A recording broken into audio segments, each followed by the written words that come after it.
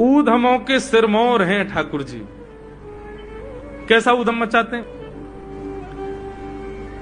नहा धो करके ठाकुर जी सवेरे तैयार होते हैं, सबसे पहले गैयाओं के पास जाते हैं। मैया कहवे लाला नहा धो के सबसे पहले गैयान को प्रणाम करवे जा, गैयान को स्पर्श कर फिर कछु करियो।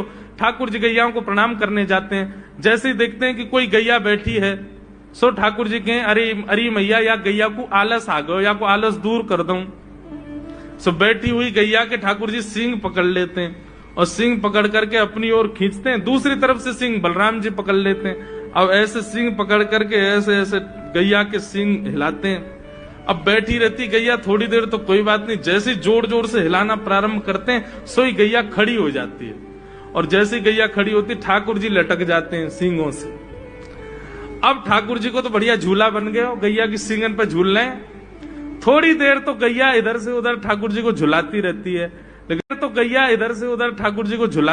है, लेकिन थोड़ी देर बाद जैसे ही ठाकुर जी की पकड़ कमजोर होती है, गैया को पता चल जाए कि अब लाला गिरवे वार होए, तो गैया भी इतनी चतुर कि वो गोबर में ही जाके खड़ी हो गए। ठाकुर जी के इन्हें आगे को चल, मैं गोबर में है जाऊंगा। गैया के ना अब तो मैं यही खड़ी रहूंगी, तुम गोबर में ही गिरो। और सोई ठाकुर जी को हाथ छूट जा, मैया मैया बचाइयो, देख जे गैया मुंह को गोबर में फेंक रही है।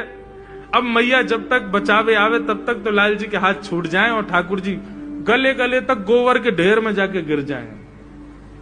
पर यशोदा मैया निकाले, कितनों सजाए लो, कितनों ए लाला तू वैसे ही कारो, ऊपर ते मैं तो को बढ़िया सुंदर बना के रखूं, लेकिन तू घूम फिर के गोबर में ही आके चौं खेले।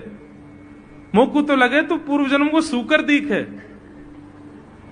ठाकुर जी मन मन मुस्कुरा रहे, हाँ मैया जे बरा भगवान को अवतार भयो ना, जाने पृथ्वी की रक्षा करी हिरण्याक्ष थे। भैया बोली हाँ वो मैं ही तो हतो।